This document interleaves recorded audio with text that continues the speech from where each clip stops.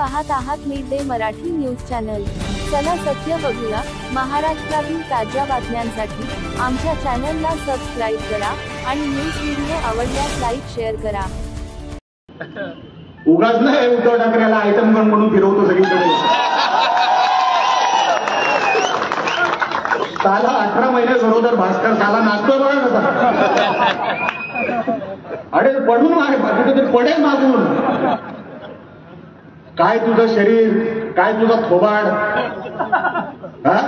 Dance कसला करतो असा आमदार, असा आमदार असतो। अहो कुठे गुहागर मतदारसंघाचं नाव महाराष्ट्राच्या नकाशावर नातू कुटुंबाने नेलं आणि ह्यांनी कुठे नेलं एवढं आहे बघायला। कुठे नातू कुटुंबाने, कुठे हा गुहागरला नातू साहेबांनी त्याचा उल्लेख केला। गुहागरला फक्त 5च कॉन्ट्रॅक्टर, भास्कर जाधव, त्याचा मुलगा जो त्याच्यासारखा दिसतो, 3 साल याच्यासारखे दिसत पण नाही। त्याला घरी कोण आला होता माहित नाही, 3 दिवसातच नाही। तिच्या आईला तो एक पिकला दारू पिऊन पिऊन मुंबईचा वाईन शॉप चालवतो, तो भडवा, तो काय झाटू, तो कुठला तो समीर, ह्याचे वाईन शॉप तिकडे, इकडे रोजगार कोण देणार आहे? वेल्नेश्वरला बंगला बांधला इकडे, तिथे गुहागरच्या किनारपट्टीवर सगळे अधिकारी तिकडे त्या स्टॉल धारकांना तुडवून नेलं। पण ह्याचा बंगला सीआरझेड मध्ये येऊन ह्याला नाही कारवाई केली ह्याच्यावर। भडवे आता आम्ही करणार।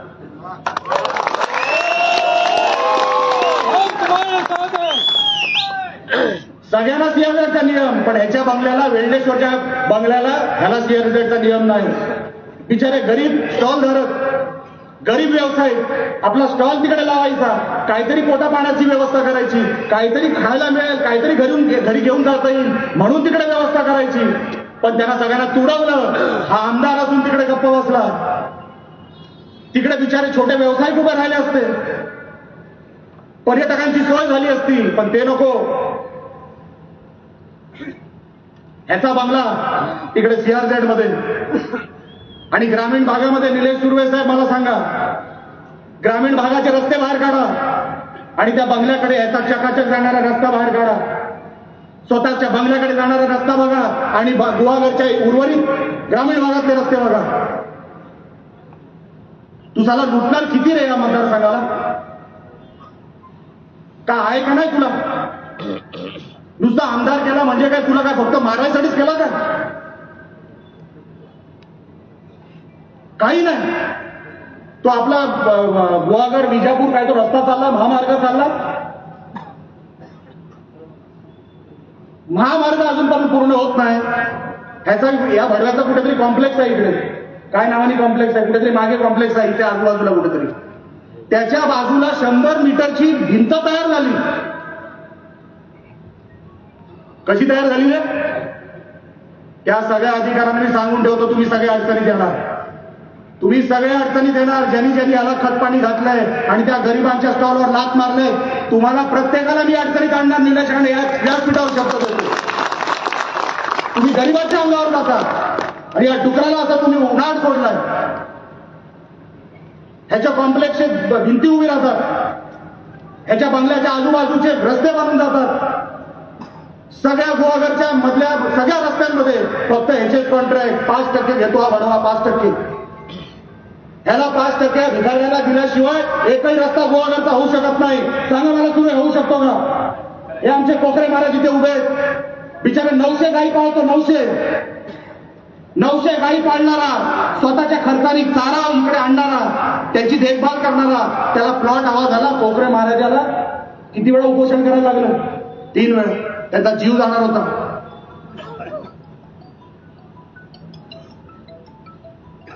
900 गायींची सेवा करणार,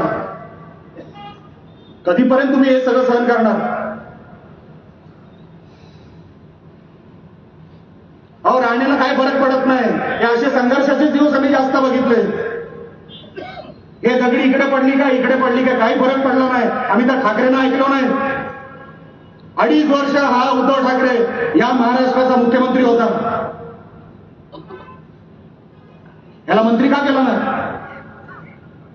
साधा राज्यमंत्री का नाही केला? पवार साहेबांनी याला 9 खात्याचा मंत्री केला. दिसतंय का कुठे खातं? गुहागरला दिसतं मंत्री? मग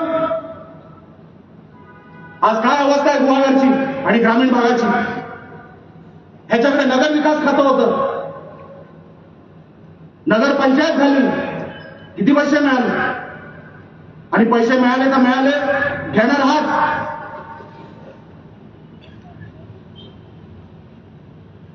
दोन 2013ला महाराष्ट्रामध्ये प्रचंड दुष्काळ होता. त्या दुष्काळामध्ये यांनी त्याच्या 2 मुलांची लग्न केली. म्हणजे शेतकरी मरताय, मरू दे, त्यांचं वाटोळ होतंय, होऊ दे. मी माझ्या 2 लावारीस मुलांची लग्न करणार, सांगणार हा भडवा भास्कर जाधव याला तुम्ही माफ कसे करता? मला आजपर्यंत गुहागरचं गणित कळलं नाही.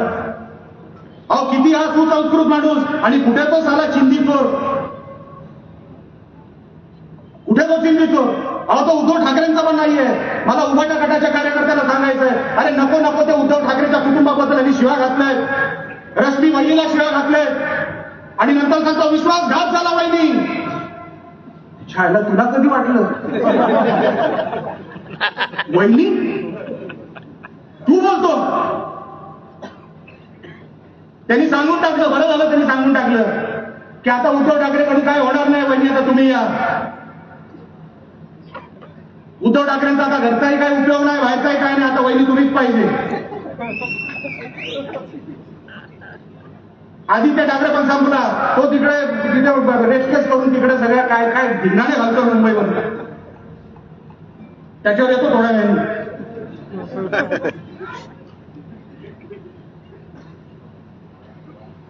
म्हणे उद्धव ठाकरे, अरे तुला कोणावर प्रेम आहे रे मला सांग?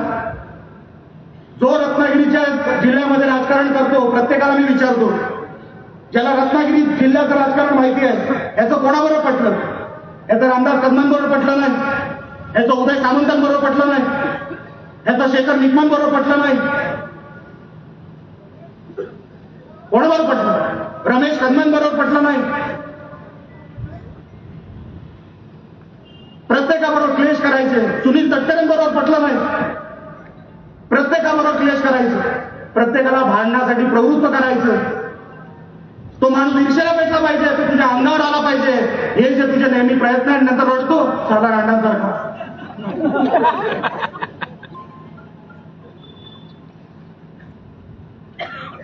रडतो कशाला? अरे पुरुषातला पुरुष आहेस ना तू. निलेश राणे रे, नारायण राणे तुझ्यासाठी भडवे फार मोठे. हा निलेश राणे तुला बाजार तुझा नाही उठवला एक दिवस. निलेश राणे नावाचा सांगणार नाही.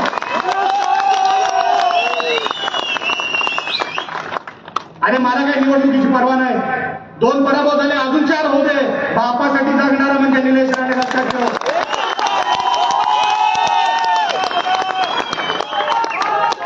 मला कधीच परवा नाही पदाची. अरे पक्ष तिकीट देऊ दे ना देऊ दे. मी माझी ओळख शेवटच्या श्वासापर्यंत मी निलेश नारायणराव राणे म्हणूनच सांगणार.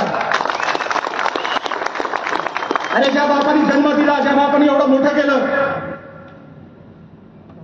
भर चौकामध्ये नको नको शब्द तू वापरलेस. तुझ्या कुठल्या कुटुंबावर चढायला आलो होतो रे आम्ही?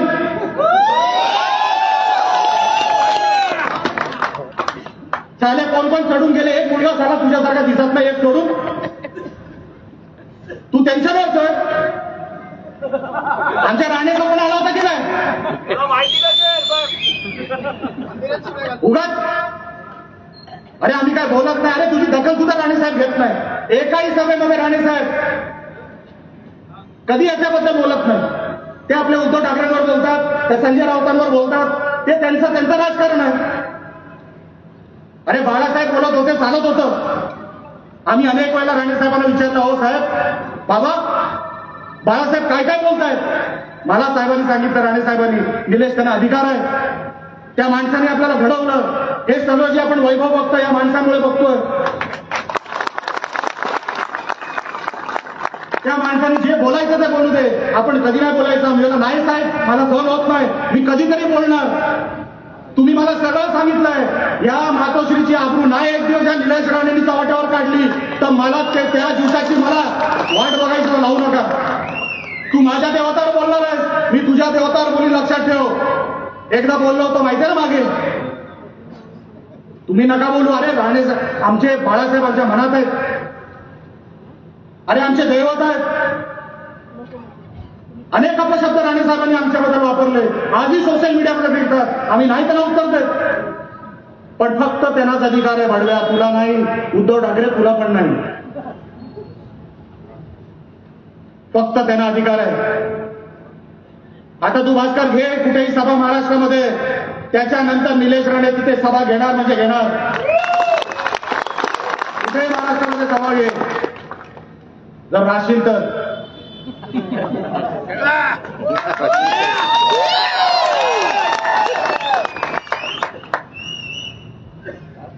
तू आम्हाला राजकारण शिकवतो काय? आम्हाला राजकारण शिकवतो? आम्ही नाही सहन करणार.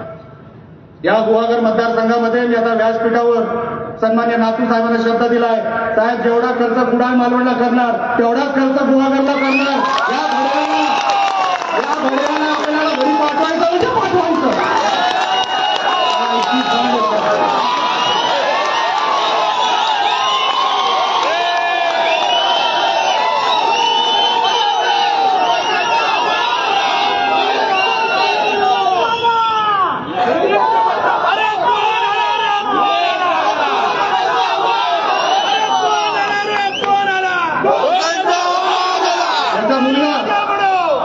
त्याचा मुलगा जिल्हा परिषद अध्यक्ष झाला. शेतकऱ्यांची ट्रिप काढली, सगळे जीन्स आणि टी शर्ट मध्ये. मध्य प्रदेशला गेले. कोरोनाच्या नावावर मला अख्ख्या गुहागर वासियांना तुम्हाला विचारायचं आहे, त्या सफेद छोट्या गोळ्या सोडून तुम्हाला या कुटुंबाने काय दिलं? मला एकदा तुम्ही हात वरती करून सांगा की आम्हाला त्या सफेद छोट्या गोळ्या सोडून आम्हाला अमुक अमुक गोष्ट मिळाली. मला कोणी हात वरती करून सांगा. करोनाच्या काळात काय दिलं नाही. परिस्थिती बिकट होती. हा पालकमंत्री होता अनेक वर्ष हा पालकमंत्री होता. फक्त 14 व्हेंटिलेटर होते करोनाच्या काळामध्ये. मला करेक्ट करा जर चुकीचं असेल तर. फक्त 14 व्हेंटिलेटर होते अख्ख्या जिल्ह्याला. म्हणजे सिंधुदुर्गापेक्षा हा जिल्हा डबल, भौगोलिक पण आणि लोकसंख्येमध्ये पण. फक्त 14 व्हेंटिलेटर, लोकांचे हाकनात जीव गेले. ह्यांनी सांगितलं मुंबईतून सगळे परत या. एकदा सगळे मुंबईतून परत आले, सुर्वे हा झाला गायब झाला. हा गायब झाला. ते बिचारे आम्हाला विचारतायत, प्रशासनाला विचारतायत आम्ही कुठे जाऊ. ह्याचा मुलगा अध्यक्ष अँब्युलन्स दुरुस्त करू शकला नाही. इलेक्ट्रॉनिक गाड्या घ्यायला सांगितल्या, यांनी घेतल्या डिझेलच्या गाड्या, त्याच्यामध्ये पण कट. अहो गुहागरला विकून खातील लोक. अर्धा तर विकलाच आहे. ह्यांचेच एजंट इकडे जमिनी विकणार. किनारपट्टी आता तुमच्या हातात राहिली नाही. गुहागरचा अनेक पर्यटनाच्या आजूबाजूचे स्थळं तुमच्याकडे राहिलेली नाहीत. तुमच्या हातातून गुहागर गेलेलं आहे. या 15 वर्षात तुमच्या हातातून गुहागर गेलं. आपण काय केलं? नातू कुटुंब होतं. 15 वर्ष 4 टर्म या कुटुंबाने गुहागरला सांभाळलं. कोणी सांगू शकत नाही अमुक अमुक कॉन्ट्रॅक्टर या नातू कुटुंबाचा आहे म्हणून. एकही सांगू शकत नाही. अरे किती लुटायचं आहे म्हणून लुटायचं. अरे उद्धव ठाकरेची चाटायची म्हणजे किती चाटायची. ते बाळासाहेब म्हणाले ना काय जिभेला वगैरे काय आराम आहे का नाही.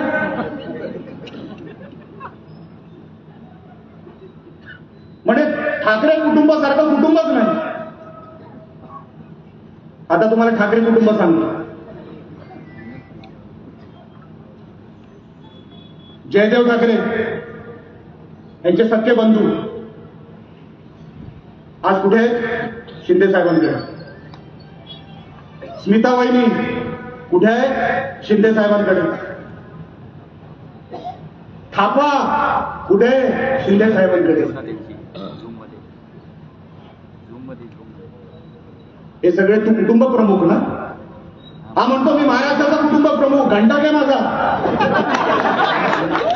हा कसला कुटुंब प्रमुख? तुझं स्वतःचं कुटुंब दुसरीकडे. हा कसला झाला कुटुंब प्रमुख? जयदेव ठाकरे काय मागत होते यांच्याकडे? जयदेव ठाकरे कोर्टात गेले. कोर्टामध्ये जजच्या समोर, जज साहेबांसमोर जे जयदेव ठाकरे बोलायला सुरुवात झाले ना, त्याच्यानंतर जज साहेबांनी विनंती केली सगळ्या मीडियाला बाहेर काढा. बाहेरचा कोणी त्या कोर्टरूम मध्ये नको. जयदेव ठाकरेंचं एक वाक्य ऐकून घ्या. ते म्हणाले तो ऐश्वर्या ठाकरे कोणाचा आहे मला माहित नाही. म्हणजे ठाकरे कुटुंबातला एक ठाकरे कोणाचा आहे मला माहित नाही. आणि ज्या दिवशी महाराष्ट्राला कळेल तो ऐश्वर्या ठाकरे कोण, त्या दिवशी महाराष्ट्रामध्ये भूकंप येईल. जयदेव ठाकरेंचे त्यांची वाक्य आहे. त्याच्यानंतर कुठलाच प्रोसिडिंग हे कॅमेरा समोर झालं नाही. हे ठाकरे कुटुंब कोण कोणाला जन्माला घालतो हेच माहित नाही. आम्ही बोलायला गेलो तर रे तुझे बाप काढले तर मला वाईट या गोष्टीचं वाटलं. भास्कर एका कोपऱ्यामध्ये बोलत होता आणि उद्धव ठाकरे हसत होता. तू एवढा सुसंस्कृत ना, मग सांगायला पाहिजे होता भास्कर जाधव भाषा सुधरा. आम्हाला ही भाषा चालत नाही महाराष्ट्रामध्ये. सुसंस्कृत महाराष्ट्र. काय झालं? दोन्ही मुलांची लग्नच झाली नाही ना, पण मुलीच देत नाही. आता तर मुलंही देणार नाही. असे तर झाले छगन छाप आहेत.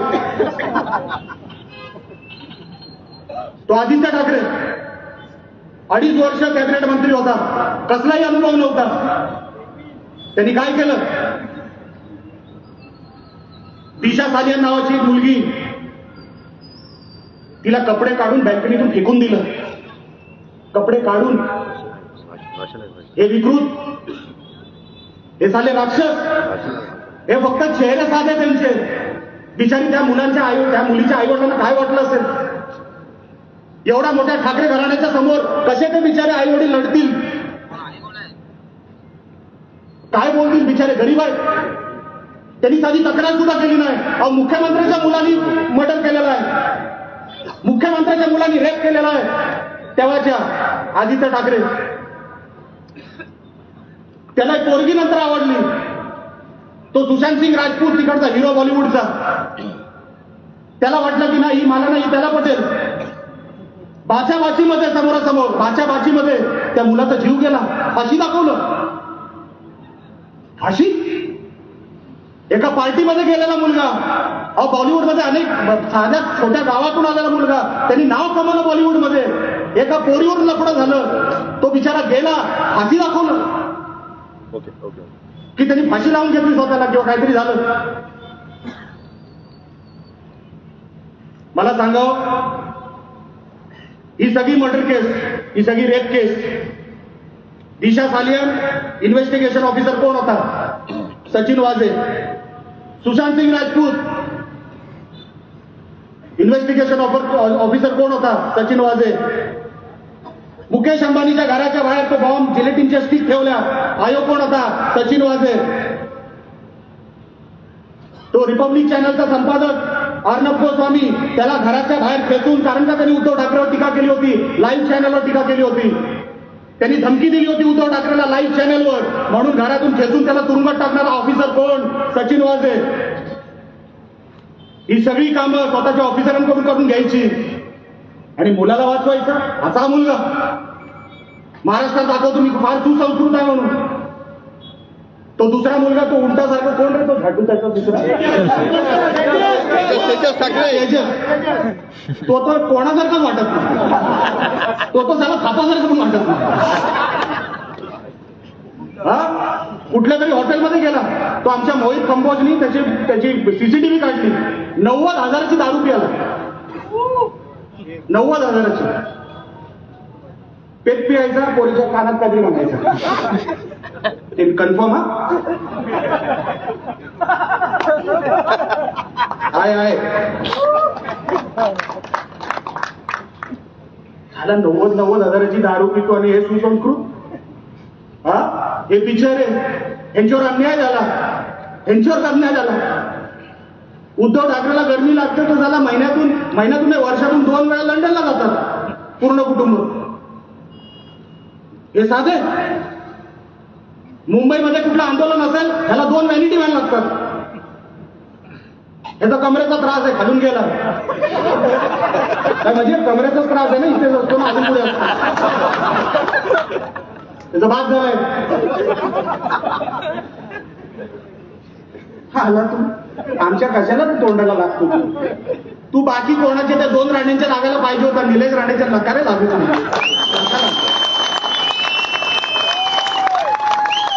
अरे हा निलेश राणे जिवंतच नारायण राणेसाठी आहे लक्षात ठेव मेला तरी चालेल पण नाही मिळालं तरी चालेल पण राणे साहेबांना ज्या दिवसापर्यंत तुम्ही बोलत राहणार निलेश राणे असाच आडवा येत बसणार हीच भाषा वापरणार मला कसलीच परवा नाही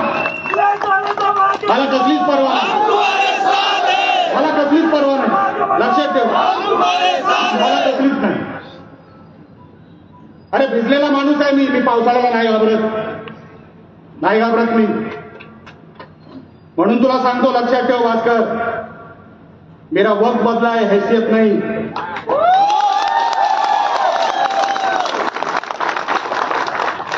और तेरी किस्मत बदली औकात नहीं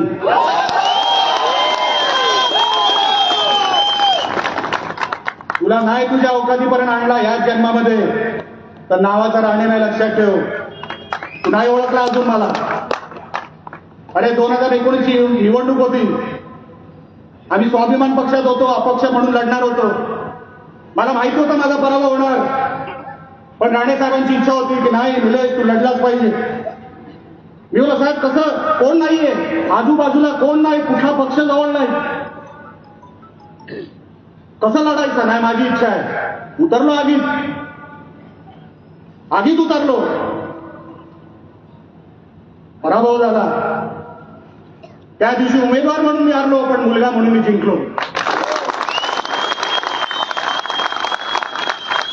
अरे ह्याच निलेश राणेंनी 3 लाख मतं फक्त फ्रीजवर घेतली तेव्हा अपक्ष म्हणून आमच्याकडे चिन्ह सुद्धा नव्हतं काही नव्हतं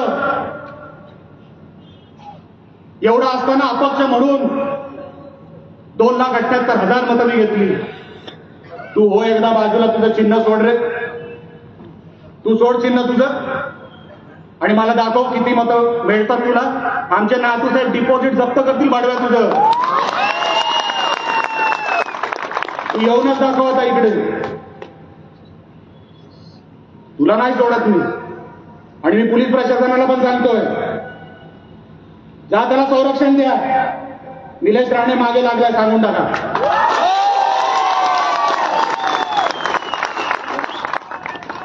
जेवढं संरक्षण द्यायचं तेवढं संरक्षण द्या त्याला त्याच्या मुलांना द्या आता नाही सोडत तुला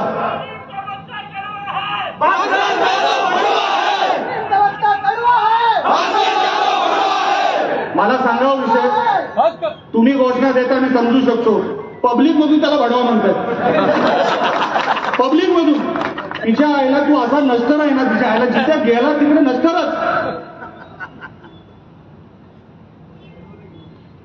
काय म्हणणार पण नातू साहेब मी आपल्याला विनंती करतो निलेश सुर्वे आणि आपले सगळे जैतापकर असतील बाकी सगळे आपले गुहागरमध्ये सगळे जेवढे कोण आपले पदाधिकारी आहेत जेवढे कोण आपले सहकारी आहेत आजची जी घटना घडली ती तुमच्या फायद्याची लक्षात ठेवा ती तुमच्या फायद्याची आहे त्यांनी प्रसंग बघितला की अर्ध्यापेक्षा जास्त इकडे आहेत हेच सगळे तिकडे असते ना भास्कर जातो की हाडं नसतील सापडली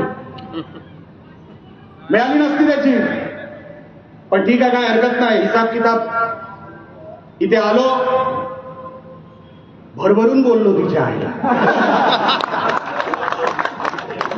आता बरं वाटतंय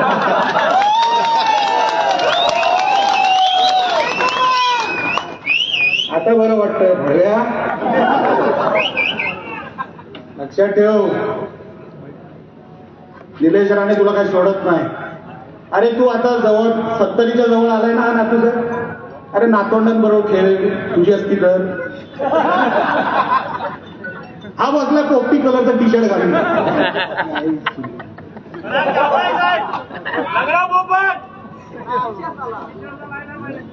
ते व्हिडिओ बघितलं ना.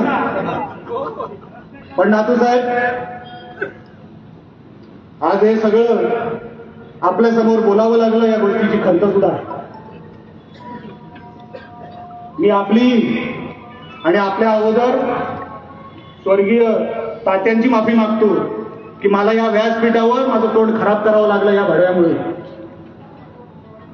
मी माफी मागतो.